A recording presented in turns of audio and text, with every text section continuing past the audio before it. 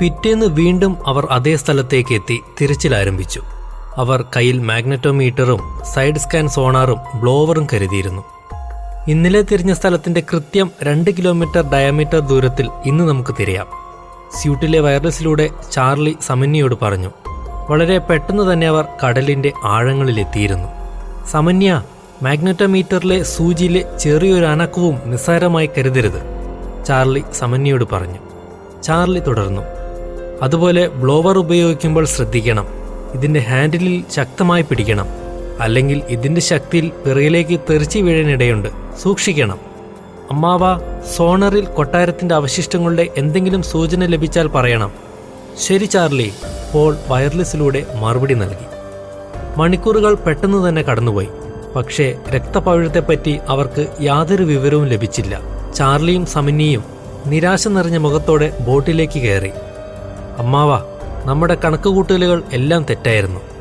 ഈ തിരച്ചിലിന് അർത്ഥമുണ്ടെന്ന് തോന്നുന്നില്ല. നമുക്ക് നിർത്തി പോവാം.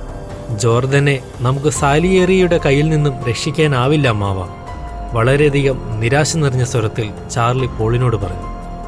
ചാർലി, 90കളുടെ ആരംഭത്തിൽ നിന്റെ അപ്പൻ വർഗീസിനെ തേടി തമിഴ്നാട്ടിലെ തഞ്ചാവൂരിൽ നിന്ന് കുറച്ചാളുകൾ വന്നിരുന്നു, വർഗീസിന്റെ സഹായം അഭ്യർത്ഥിച്ചുകൊണ്ട്. അവർ തഞ്ചാവൂർ പാലസിൽ നിന്നുള്ളവരായിരുന്നു. എന്തിൻ്റെയും പകർപ്പുണ്ടാക്കുന്ന അതും ഒറിജിനലിനെ വെല്ലുന്ന രീതിയിൽ പകർപ്പുണ്ടാക്കുന്ന വർഗീസിനെ അവർ തേടിയെത്തിയതും പകർപ്പിന് വേണ്ടിയായിരുന്നു. 90കളിൽ LTTE ശക്തമായി നിന്നിരുന്ന സമയമായിരുന്നു അത്. ഇന്ത്യയുമായുള്ള അവരുടെ ബന്ധം വഷളായിക്കൊണ്ടിരിക്കുന്ന കാലഘട്ടമായിരുന്നു എന്നും പറയാം. തമിഴ്നാട്ടിലെ പ്രധാനപ്പെട്ട പട്ടണങ്ങൾക്കും പുരാതന സ്ഥലങ്ങൾക്കും LTTയിൽ നിന്ന് ഭീഷണിയുണ്ടായിരുന്നു. അതുപോലെ തഞ്ചാവൂർ കൊട്ടാരം നശിപ്പിക്കുമെന്നും അതിൻ്റെ ആസ്തികൾ കൊള്ളയടിക്കുമെന്നും ഭീഷണിയുണ്ടായിരുന്നു. ഈ മുൻകരുതലുകൾ എന്ന നിലയിൽ കൊട്ടാരം അധികാരികൾ കൊട്ടാരത്തിൻ്റെ യഥാർത്ഥ ആസ്തികൾ മറ്റൊരിടത്തേക്ക് മാറ്റി അതിനു പകരം അതിൻ്റെ പകർപ്പാണ് പ്രകാശിപ്പിച്ചിരുന്നത്. ഒട്ടുമിക്ക സാധനങ്ങളുടെയും പകർപ്പ് അവർക്ക് കണ്ടെത്താൻ കഴിഞ്ഞെങ്കിലും അവരുടെ അവസാനത്തെ രാജാവായ ശിവാജി 2ാമൻ രാജാവിൻ്റെ വാളിൻ്റെ പകർപ്പുണ്ടാക്കുന്നതിൽ അവർ പരാജിതരായി. പലരെയും അവർ അതിൻ്റെ പകർപ്പുണ്ടാക്കുവാൻ സമീപിച്ചെങ്കിലും ആർക്കും പെർഫെക്റ്റായി അതിൻ്റെ പകർപ്പ് നിർമ്മിക്കാൻ കഴിഞ്ഞിരുന്നില്ല. അങ്ങനെയാണ് അവർ വർഗീസിനെ തേടി കുന്നംകുളത്ത് വരുന്നത്. വാളിൻ്റെ ഒരു ചിത്രം അവരിൽ നിന്ന് വാങ്ങിയ വർഗീസ് വാളിൻ്റെ പകർപ്പുണ്ടാക്കാനായി 7 ദിവസം വേണമെന്ന് അവരോട് ആവശ്യപ്പെട്ടു. അവർ മടങ്ങിപ്പോയ ശേഷം ഞാൻ വർഗീസിനോട് ചോദിച്ചു, ഇതിൻ്റെ പകർപ്പുണ്ടാക്കാൻ സാധിക്കുമോ എന്ന്. പുള്ളി അതിനെ ചിരിച്ചുകൊണ്ട് പറഞ്ഞത് എന്തെന്നറിയാമോ? ശ്രമിക്കുന്നതിന് മുന്നേ തന്നെ തോൽക്കുമെന്ന് കരുതുന്നതാണ് ഏറ്റവും വലിയ തോൽവിയെന്ന്. പിന്നീട് വർഗീസിനോടൊന്നും ചോദിച്ചില്ല. വളരെയധികം ആത്മവിശ്വാസത്തോടെയാണ് വർഗീസ് ആ വാളിൻ്റെ പകർപ്പുണ്ടാക്കാൻ തുടങ്ങിയത്. 17ാം നൂറ്റാണ്ടിൽ ജീവിച്ചിരുന്ന രാജാവിൻ്റെ വാൾ അതേപോലെ വർഗീസിന് ഉണ്ടാക്കാൻ കഴിയില്ലെന്നാണ് ഞാൻ കരുതിയത്. പക്ഷേ എൻ്റെ കണക്കുകൂട്ടലുകൾ തെറ്റിച്ചുകൊണ്ട് വർഗീസ് അതുമുണ്ടാക്കി. അതും ഒറിജിനലിനെ വെല്ലുന്ന തരത്തിൽ, 1 ഇഞ്ച് പോലും വ്യത്യാസമില്ലാതെ. 7ാം ദിവസം തഞ്ചാവൂരിൽ നിന്ന് വീണ്ടും ആളുകളെത്തി. വർഗീസിൻ്റെ കഴിവിൽ അവർ തൃപ്തരായിരുന്നു. പിന്നീട് ഒരുപാട് കാലത്തോളം തഞ്ചാവൂർ കൊട്ടാരത്തിൽ പ്രദർശിപ്പിച്ചിരുന്നത് വർഗീസിൻ്റെ വാളായിരുന്നു. അങ്ങനെയുള്ള ഒരാളുടെ മകനാണിപ്പോൾ പകുതിക്ക് വെച്ച് എല്ലാം അവസാനിപ്പിച്ച് തിരിച്ചു പോകാൻ ഒരുങ്ങുന്നത്. പോൾ ചാർലിയുടെ തോളിൽ കൈവച്ചുകൊണ്ട് പറഞ്ഞു. നമുക്കൊരിക്കൽ കൂടെ തിരിയാം ചാർലി, എൻ്റെ മനസ്സ് പറയുന്നു നമ്മൾ അതിൻ്റെ അടുത്തെത്തിയെന്ന്, സമന്യ ചാർലിയെ നോക്കിക്കൊണ്ട് പറഞ്ഞു. ശരി അമ്മാവ, സമന്യ, നമ്മൾ തിരച്ചിൽ തുടരുന്നതായിരിക്കും. പിന്നീട് വീണ്ടും അവർ അതേ സ്ഥലത്ത് തിരച്ചിൽ ആരംഭിച്ചിരുന്നു. സമന്യ, ഇന്നലെ നമ്മൾ അവസാനിപ്പിച്ച പോയിന്റിൽ നിന്ന് വേണം ഇന്ന് ആരംഭിക്കാൻ. ചുരുങ്ങിയത് 4 കിലോമീറ്റർ ഡയമീറ്റർ ദൂരത്തിൽ നമുക്കിന്ന് തിരയണം. ഇന്ന് നമ്മൾ രക്തപവിഴം കണ്ടെത്തിയേ മടങ്ങും. അവർ രണ്ടാളും കടലിൻ്റെ ആഴങ്ങളിലേക്ക് കുതിച്ചു. അരമണിക്കൂർ തിരച്ചിലിന് ശേഷം പെട്ടെന്ന് ചാർലിയുടെ മാഗ്നറ്റോമീറ്ററിലെ സൂചി പതിയെ അനങ്ങി. സമന്യ, ഇത് നോക്കൂ. മാഗ്നറ്റോമീറ്ററിലെ ചെറുതായി അനങ്ങിക്കൊണ്ടിരിക്കുന്ന സൂചി കാണിച്ചുകൊണ്ട് ചാർലി അവളോട് പറഞ്ഞു. സമന്യ, 200 ഡിഗ്രി വെസ്റ്റ് നീങ്ങൂ, ഞാൻ ഈ ഭാഗം നോക്കാം. അവൾക്ക് ഒരു ദിശ നൽകിക്കൊണ്ട് ചാർലി പറഞ്ഞു. അവൾ ചാർലി കാണിച്ച ദിശയിലേക്ക് നീങ്ങി. അമ്മാവ, set metre 22.30 degree west, 80.30 degree west. അതുപോലെ സോണാർ ക്ലോസ് ആയി മോണിറ്റർ ചെയ്യണം. എന്തെങ്കിലും വിവരം ലഭിച്ചാൽ പെട്ടെന്ന് തന്നെ അറിയിക്കണം. ചാർലി വൈറസിലൂടെ പോളിന് നിർദ്ദേശങ്ങൾ കൊടുത്തു. ചാർലി മുന്നോട്ട് നീങ്ങും തോറും മീറ്ററിലെ സൂചിയുടെ അനക്കം വർദ്ധിച്ചുകൊണ്ടിരുന്നു. അവൻ എന്തോ കണ്ട് അതിലേക്ക് നോക്കി നിൽക്കുന്നതിനിടയിലാണ് സമന്യയുടെ ശബ്ദം അവനെ തേടി വരുന്നത്. ചാർലി, പെട്ടെന്ന് ഇങ്ങോട്ട് വരൂ. എന്ത് പറ്റി സമന്യ? ചാർലി അവളോട് ചോദിച്ചു. ഇത് നോക്കിയേ. അവളുടെ കയ്യിലെ മാഗ്നറ്റോമീറ്റർ കാണിച്ചുകൊണ്ട് അവൾ പറഞ്ഞു.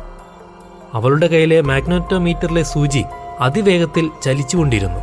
അമ്മാവ, 200 west coordinates, 23.14 degree west, 23.30 degree west sonar report please. വയർലെസ്സിലൂടെ ചാർലി പോളിനോട് ചോദിച്ചു. 400 മീറ്റർ സ്ട്രെയിറ്റ്, അതിനുശേഷം സ്ലൈറ്റ് ലെഫ്റ്റിൽ എന്തോ കാണിക്കുന്നുണ്ട് സോണാറിൽ. പോൾ സോണാറിൽ നോക്കിയ ശേഷം ചാർലിയോട് പറഞ്ഞു. Samanya, 400 metre straight, then slight left. ചാർലിയും സമന്യയും പോൾ പറഞ്ഞതുപോലെ ഒരുമിച്ച് മുന്നോട്ടു നീങ്ങി. മുന്നോട്ടു നീങ്ങുന്തോറും മാഗ്നറ്റോമീറ്ററിലെ ചലിക്കുന്ന സൂചിയുടെ വേഗത കൂടുന്നത് അവർ ശ്രദ്ധിച്ചിരുന്നു. ഇനി സ്ലൈറ്റ് ലെഫ്റ്റ് സമന്യ. പെട്ടെന്ന് മാഗ്നറ്റോമീറ്ററിന്റെ സൂചി അതിന്റെ പരമാവധിയിലെത്തി. സമന്യ, ഇത് പിടിക്കേ. അവളുടെ കയ്യിലേക്ക് മാഗ്നറ്റോമീറ്റർ നൽകിക്കൊണ്ട് ചാർലി ബ്ലോവറിന്റെ സ്വിച്ചിൽ അമർത്തി. ബ്ലോവർ കടലിന്റെ പ്രതലത്തിലേക്ക് നീട്ടിപ്പിടിച്ചു. ബ്ലോവറിന്റെ ശക്തിയിൽ അവിടെ അഴിഞ്ഞുകൂടിയ മണ്ണ് പോകുവാൻ തുടങ്ങി. എന്തോ അവിടെയുണ്ട് ചാർലി, സോണാറിലെ ഗ്രാഫ് എന്തോ കാണിക്കുന്നുണ്ട്. വയർലെസ്സിലൂടെ പോൾ ചാർലിയോട് പറഞ്ഞു. ബ്ലോവറിന്റെ ശക്തിയിൽ പ്രതലത്തിലെ മണ്ണ് മുഴുവനും നീങ്ങിപ്പോയപ്പോൾ പെട്ടെന്ന് എന്തോ ചാർലിയുടെ കണ്ണിൽപ്പെട്ടു. സമന്യ, ഇത് നോക്കിയേ. എന്തോ ഒരു ലോഹത്തിന്റെ അഗ്രഭാഗം മാത്രമേ അവർക്ക് പുറമേക്ക് കാണാൻ പറ്റിയുള്ളൂ. ചാർലി ബ്ലോവർ നിർത്തിയ ശേഷം ആ ലോഹത്തിന്റെ വശങ്ങളിലെ മണ്ണ് മാറ്റുവാൻ തുടങ്ങി. വശങ്ങളിലെ മണ്ണ് മാറുന്തോറും ആ ലോഹത്തിന്റെ നീളം കൂടി വന്നുകൊണ്ടിരുന്നു. ഒരു സിലിണ്ടറിന്റെ ആകൃതിയിൽ വളരെ നീളമുള്ളതായിരുന്നു ആ ലോഹം. വശങ്ങളിലെ മണ്ണ് മാറ്റും തോറും അതിന്റെ അടിഭാഗത്തിന്റെ വ്യാപ്തി കൂടി വരുന്നതായി അവർ ശ്രദ്ധിച്ചു. ഇതെന്താണ്, ചെമ്പാണോ? ലോഹത്തിലെ മണ്ണ് മാറ്റുന്നതിനിടയിൽ സമന്യ ചോദിച്ചു. അല്ല, ഇത് പിച്ചളയാണ്. അരമണിക്കൂർ സമയം കൊണ്ട് അവർ അതിന്റെ വശങ്ങളിലെ മണ്ണ് മാറ്റിയെടുത്തു. കണ്ടിട്ട് എന്തു തോന്നുന്നു? മണ്ണ് മാറ്റിയ ശേഷം ചാർലി സമന്യയോട് ചോദിച്ചു. പിച്ചള കൊണ്ടുള്ള തൂൺ? ഒരിക്കലുമല്ല. തൂണാണെങ്കിൽ എല്ലാ ഭാഗവും ഒരുപോലെ ഇരിക്കും. ഇതിന്റെ ഒരഗ്രം വളരെ ചെറുതായി തുടങ്ങി താഴേക്ക് വരുന്തോറും വലുതായിട്ടാണ് വരുന്നത്. എനിക്ക് തോന്നുന്നത് ഇതൊരു കൊടിമരമാണെന്നാണ്. ഒന്ന് നിർത്തിയ ശേഷം ചാർലി തുടർന്നു. സമന്യ, നമ്മൾ തിരഞ്ഞു വന്ന രക്തപവിഴം നമ്മളിൽ നിന്ന് വിദൂരമല്ല. അത് നമ്മുടെ കയ്യെത്താ ദൂരത്ത് ഇവിടെ എവിടെയോ ഉണ്ട്. ചാർലി തുടർന്നു. സമന്യ, ഇത് നോക്കൂ. പിച്ചള ലോഹത്തിന്റെ മുകളിൽ എന്തോ എഴുതിയിരിക്കുന്നതിലേക്ക് വിരൽ ചൂണ്ടി ചാർലി പറഞ്ഞു. സമന്യ ചാർലി കാണിച്ച അക്ഷരങ്ങളിലേക്ക് സൂക്ഷിച്ചു നോക്കി. എന്താണ് എഴുതിയിരിക്കുന്നത് സമന്യ? ഇത് ബ്രാഹ്മി ലിപിയാണ്. ഇതിന്റെ അർത്ഥം ഡീകോഡ് ചെയ്യാൻ സമയം വേണം. എഴുത്തിൽ കൈവിരൽ തടവിക്കൊണ്ട് സമന്യ പറഞ്ഞു. ശരി അമ്മാവ, sonar update please. 200 metre west, അവിടെ എന്തോ നമ്മളെ കാത്തിരിക്കുന്നുണ്ട്. വളരെയധികം ആത്മവിശ്വാസത്തോടെ പോൾ ചാർലിയോട് പറഞ്ഞു. Samanya, 200 metre west. മുന്നോട്ട് അവർ നടക്കുന്ന സമയത്ത് മാഗ്നറ്റോമീറ്ററിലെ സൂചി അതിന്റെ പരമാവധിയിൽ നിന്ന് ഒരിക്കലും താഴേക്ക് നീങ്ങിയിരുന്നില്ല. കൃത്യം 200 മീറ്റർ വെസ്റ്റ് അവർ നടന്നു കാണും. വാവ്, റിയലി ഇൻക്രെഡിബിൾ. സമന്യയാണ് ഇത് പറഞ്ഞത്. എന്താ ചാർലി, എന്താണ് അവിടെ ഉള്ളത്? സമന്യയുടെ സംസാരം കേട്ടപ്പോൾ ആകാംക്ഷ അടക്കി വെക്കാനാവാതെ പോൾ ചോദിച്ചു. Yes, incredible. ചാർലിയും മുന്നിലേക്ക് നോക്കി പറഞ്ഞു. തകർന്ന നിലയിലുള്ള ഒരു കൊട്ടാരമാണ് അവരെ അവിടെ കാത്തിരുന്നത്. വെള്ളം കയറി കടലിനടിയിൽപ്പെട്ടെങ്കിലും അതിന്റെ ഭിത്തികളിൽ നാമമാത്രമായ കേടുപാടുകളെ ഉണ്ടായിരുന്നുള്ളൂ എന്നത് ചാർലിയെയും സമന്യയെയും അത്ഭുതപ്പെടുത്തി. ഇതുതന്നെയാണ് അശോക ചക്രവർത്തി നമുക്ക് തന്ന അവസാനത്തെ ക്ലൂ. ഇതുതന്നെയാണ് മാപ്പിൽ പറഞ്ഞിരിക്കുന്ന കൊട്ടാരം. ചാർലി തുടർന്നു. സമന്യ, ഒരിടം പോലും വിടാതെ തിരിയണം. രക്തപവിഴമില്ലാതെ നമ്മൾ ഇന്ന് ഇവിടെ നിന്ന് പോകില്ല. രണ്ടുപേരും തകർന്ന ആ കൊട്ടാരത്തിന്റെ അവശിഷ്ടങ്ങൾക്കിടയിലൂടെ കൊട്ടാരത്തിനുള്ളിലേക്ക് പതിയെ പ്രവേശിച്ചു. മണിക്കൂറുകൾ അവർ അവിടെ ചിലവഴിച്ചെങ്കിലും രക്തപവിഴം എവിടെയാണെന്ന് കണ്ടെത്തുന്നതിൽ അവർ പരാജിതരായി. സമന്യ ഓർക്കുന്നുണ്ടോ മാപ്പിലെ 2 സിംഹങ്ങളെപ്പറ്റി ഞാൻ പറഞ്ഞത്? എന്തോ ആലോചിച്ചുകൊണ്ട് ചാർലി സമന്യയോട് ചോദിച്ചു. ഉണ്ട്, ഓർക്കുന്നുണ്ട്. 2 സിംഹങ്ങളും അവയ്ക്കിടയിൽ ഒരു വാളിന്റെ ചിത്രവും. ചാർലി എന്ന് പറയുകയും ചെയ്ത് അതൊന്നുകിൽ രാജാവിനെ അല്ലെങ്കിൽ രാജാവിന്റെ സിംഹാസനത്തിനെയാണ് സൂചിപ്പിക്കുന്നതെന്ന്. അതെന്തേ ഞാൻ പറഞ്ഞുപോയി? സമന്യ, രാജാവിന്റെ സിംഹാസനം, അതാണ് നമുക്ക് ഇനി തിരയേണ്ടത്. ചാർലി അത്രയും പറഞ്ഞ് മുന്നോട്ട് നടന്നു. ചാർലി, ഇത് നോക്കിയേ. ഒരു ദിശയിലേക്ക് ചൂണ്ടിക്കൊണ്ട് സമന്യ ചാർലിയോട് പറഞ്ഞു. ചാർലി സമന്യ കാണിച്ച സ്ഥലത്തേക്ക് നടന്നു. ഒരു സിംഹത്തിന്റെ പ്രതിമ പോലെ തോന്നിക്കുന്ന രൂപത്തിലേക്കാണ് അവൾ ചൂണ്ടിയത്. 2 സിംഹങ്ങളിലെ ഒരെണ്ണം മാത്രമല്ലേ ഇത്? ഒരു സംശയത്തോടെ സമന്യ ചാർലിയോട് ചോദിച്ചു. ആയിരിക്കണം സമന്യ. അങ്ങനെയെങ്കിൽ സിംഹാസനം എവിടെ? ഒരുപക്ഷെ ഇവിടെ ആയിരിക്കണം. കാലാന്തരത്തിൽ സിംഹാസനത്തിന് നാശം സംഭവിച്ചതാകാം.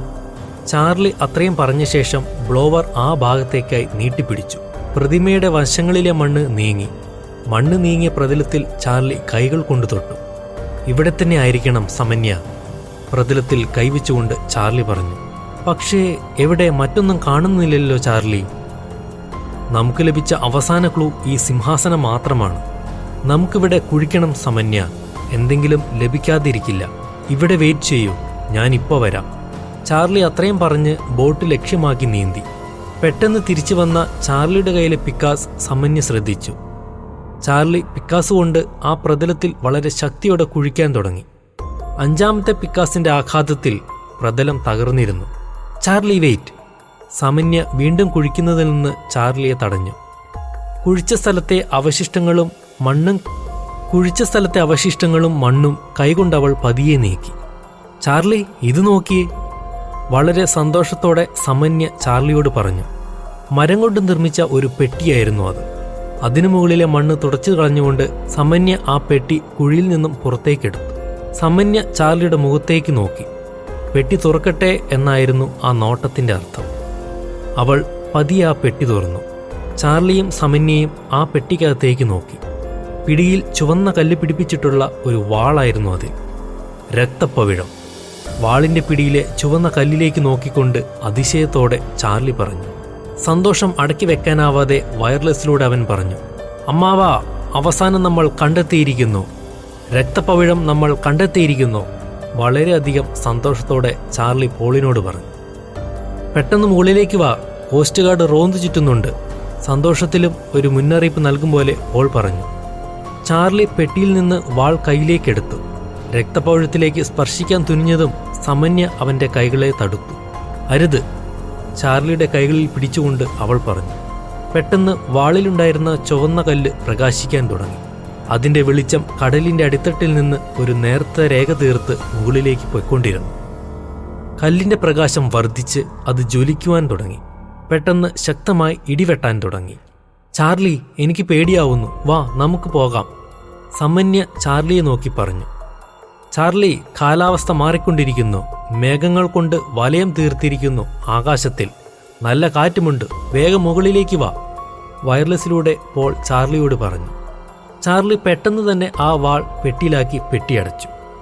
പെട്ടിയടച്ചതും 5 സെക്കൻഡ് കൊണ്ട് കല്ലിന്റെ പ്രകാശം നിശ്ചലമായി. പെട്ടെന്നുണ്ടായ ഇടിവെട്ടൽ നിന്നു. അവർ പെട്ടിയും കയ്യിലെടുത്തുകൊണ്ട് ബോട്ടിലേക്ക് നീങ്ങി. 2 പേരെയും അതിരില്ലാത്ത സന്തോഷത്തോടെ പോൾ എതിരേറ്റു. എനിക്കറിയാമായിരുന്നു നിനക്ക് സാധിക്കുമെന്ന്. ചാർലിയെ കെട്ടിപ്പിടിച്ചുകൊണ്ട് പോൾ പറഞ്ഞു. എവിടെ രക്തപ്പവിഴം? ആകാംക്ഷ നിറഞ്ഞ മുഖത്തോടെ പോൾ ചോദിച്ചു. സമന്യ ഭയത്തോടെ ചാർലിയെ നോക്കി. ചാർലി കയ്യിലുണ്ടായിരുന്ന പെട്ടി പോളിന്റെ കയ്യിൽ വെച്ചു കൊടുത്തു. പോൾ പെട്ടി തുറന്നതും വാളിലെ കല്ല് വീണ്ടും പ്രകാശിക്കാൻ തുടങ്ങി. അമ്മാവ വേണ്ട! ചാർലി അത്രയും പറഞ്ഞ് പെട്ടി അടച്ചു. നമുക്ക് എത്രയും വേഗം ഇത് സാലിയേറിയെ ഏൽപ്പിച്ച് ജോർദനെ അയാളുടെ കയ്യിൽ നിന്നും രക്ഷിക്കാം, പോൾ ചാർലിയോട് പറഞ്ഞു. പക്ഷേ ഇത് സാലിയേറിയെ പോലെയുള്ള ഒരാളുടെ കയ്യിലെത്തിയാൽ? സമന്യ മുഴുവിക്കാതെ പറഞ്ഞു. അവൾ തുടർന്നു. അയാൾ ഇതെങ്ങനെ ഉപയോഗിക്കുമെന്ന് അറിയില്ല. ചാർലി ആ പെട്ടി തുറന്നപ്പോൾ ഉണ്ടായ കാലാവസ്ഥാ വ്യത്യാസം നമ്മൾ കണ്ടതല്ലേ. തെറ്റായ കാര്യങ്ങൾക്ക് രക്തപ്പവിഴം ഉപയോഗിച്ചാൽ ആർക്കും പിന്നെ അയാളെ തടയാനാകില്ല ചാർലി. ഇതിന്റെ ശക്തിയെ മനുഷ്യൻ വിചാരിച്ചാൽ നിയന്ത്രിക്കാനാവില്ല ചാർലി. നമുക്ക് ഇതിവിടെ തന്നെ ഉപേക്ഷിക്കാം. ജോർദനെ നമുക്ക് വേറെ എങ്ങനെയെങ്കിലും രക്ഷിക്കാം ചാർലി. നമുക്കിത് വേണ്ട ചാർലി. സമന്യ പറഞ്ഞതിലും കാര്യമുണ്ട് ചാർലി. അയാൾ ഇതിനെ എങ്ങനെ ഉപയോഗിക്കുമെന്ന് അറിയില്ല. മനുഷ്യരാശിയെ തന്നെ തുടച്ചു കളയാനുള്ള ശക്തി ഇതിനുണ്ട്. അറിഞ്ഞുകൊണ്ട് നമ്മളിത് അയാൾക്ക് കൈമാറണോ ചാർലി? പോളും സമന്യ പറഞ്ഞത് ശരിവെക്കും പോലെ പറഞ്ഞു. എൻ്റെ മനസ്സിൽ ഏതു വിധേനയും ജോർദനെ രക്ഷിക്കണമെന്നേ ഉള്ളൂ. അതിനുവേണ്ടി മാത്രമാണ് അപകടമെന്ന് പലരും പറഞ്ഞിട്ടും ഞാൻ ഇതിനെല്ലാം ഇറങ്ങി പുറപ്പെട്ടത്. ജോർദൻ മാത്രമേ മനസ്സിലുള്ളൂ അമ്മാവ. അമ്മാവൻ ബോട്ട് തിരിക്കി. സാലിയേറിയുടെ ബംഗ്ലാവ്. ഇതാ ഞാൻ വന്നിരിക്കുന്നു, നിങ്ങൾക്ക് ആവശ്യമുള്ള രക്തപ്പവിഴവുമായിട്ട്. ജോർദാൻ എവിടെ? സാലിയേറിയെ നോക്കിക്കൊണ്ട് ചാർലി പറഞ്ഞു. രക്തപ്പവിഴം കൈമാറാൻ ചാർലിയോടൊപ്പം പോളും സമന്യയും ഉണ്ടായിരുന്നു. ചാർലിയുടെ ചോദ്യത്തിന് സാലിയേറി അയാളുടെ തൊട്ടരികിൽ നിന്നിരുന്ന അയാളുടെ ഗുണ്ടകളിൽ ഒരാളുടെ മുഖത്തേക്ക് നോക്കി. അയാൾ അടച്ചിട്ടിരുന്ന ഒരു മുറിയിൽ നിന്ന് ജോർദനെ അങ്ങോട്ട് കൊണ്ടുവന്നു. ഇതാ നിന്റെ അനിയൻ, കൊണ്ടുപോയിക്കോ. സിഗാറിലെ പുക പുറത്തേക്ക് തള്ളിക്കൊണ്ട് സാലിയേറി പറഞ്ഞു. ചാർലി ജോർദനെ കെട്ടിപ്പിടിച്ചു. ഞാൻ പറഞ്ഞില്ലേ ബ്രോ, ഞാൻ നിന്നെ കൊണ്ടുപോകാനായി വരുമെന്ന്. അത് പറയുമ്പോൾ ചാർലിയുടെ എന്ന പോലെ ജോർദന്റെ കണ്ണുകളും നിറഞ്ഞിരുന്നു. ചാർലി രക്തപ്പഴമുണ്ടായിരുന്ന പെട്ടി സാലിയേറിയുടെ കയ്യിലേക്ക് കൈമാറി. അയാൾ ഒരാക്രാന്തത്തോടെ ചാർലിയുടെ കയ്യിൽ നിന്നും വാങ്ങിച്ചു. അയാൾ പതിയെ പെട്ടി തുറന്നു. വാളിന്റെ പിടിയിലുണ്ടായിരുന്ന ചുവന്ന കല്ല് വീണ്ടും പ്രകാശിക്കാൻ തുടങ്ങി. അതിന്റെ പ്രകാശം നേർരേഖ തീർത്ത് ആകാശത്തിലേക്ക് പോവാൻ തുടങ്ങി. അമ്മാവാ, സമന്യ, ജോർദൻ, ഇനി ഇവിടെ നിൽക്കുന്നത് നല്ലതാണെന്ന് തോന്നുന്നില്ല. വാ, നമുക്ക് പോകാം. ചാർലി സമന്യയെയും പോളിനെയും ജോർദനെയും കൊണ്ട് പെട്ടെന്ന് സാലിയേറിയുടെ ബംഗ്ലാവിൽ നിന്നിറങ്ങി. ബംഗ്ലാവിന്റെ മെയിൻ ഗേറ്റ് കടന്നവർ കാലാവസ്ഥയിലെ മാറ്റം മനസ്സിലാക്കി. ബംഗ്ലാവിന്റെ മുകളിലെ ആകാശം മേഘം കൊണ്ട് മൂടപ്പെട്ടു. ബംഗ്ലാവിൽ നിന്ന് രക്തപ്പവിഴത്തിന്റെ പ്രകാശം ഇരുണ്ടുകൂടിയ ആ മേഘപാളികൾക്കുള്ളിലൂടെ ആകാശത്തിലേക്ക് പോയിക്കൊണ്ടിരുന്നു. അപ്പോഴും പെട്ടെന്ന് ശക്തമായി ഇടിവെട്ടാൻ തുടങ്ങി. ഒരു നിമിഷത്തെ നിശബ്ദതയ്ക്ക് ശേഷം ബംഗ്ലാവിന്റെ മുകളിൽ ഇരുണ്ടുകൂടിയ മേഘം അപ്രത്യക്ഷമായി. ചാർലിയും ബാക്കിയുള്ളവരും സാലിയേറിയുടെ ബംഗ്ലാവിന്റെ പുറത്തുനിന്ന് ഇതൊക്കെ നോക്കി നിൽക്കുകയായിരുന്നു. പെട്ടെന്ന് വലിയൊരു തീഗോളം ബംഗ്ലാവിന്റെ മുകളിൽ ആകാശത്തുനിന്ന് വന്നു പതിച്ചു. അതിന് തൊട്ടുപുറകെ അടുത്ത തീഗോളവും വന്നു പതിച്ചു. പിന്നീട് അവർ കണ്ടത് ആ ബംഗ്ലാവിനെ ലക്ഷ്യമാക്കി പതിക്കുന്ന തീഗോളങ്ങളെയാണ്. അമ്മാവാ, വാ പോകാം. ബംഗ്ലാവിന്റെ പുറത്തുനിന്ന് ഇതൊക്കെ നോക്കിക്കണ്ടിരുന്ന ചാർലി അവിടെ നിന്ന് മുന്നോട്ട് നടന്നു. ബംഗ്ലാവിന്റെ അകത്തുനിന്ന് കരച്ചിലും നിലവിളിയും അവന്റെ കാതുകളിൽ കേട്ടിരുന്നെങ്കിലും അതിന് ചെവിട് കൊടുക്കാതെ അവൻ അവിടെ നിന്ന് നടന്നകന്നു. ഒരാഴ്ചയ്ക്ക് ശേഷം വീണ്ടും ഒരു പകൽ. ഖാംബട്ട് ഉൾക്കടൽ, അറബിക്കടൽ.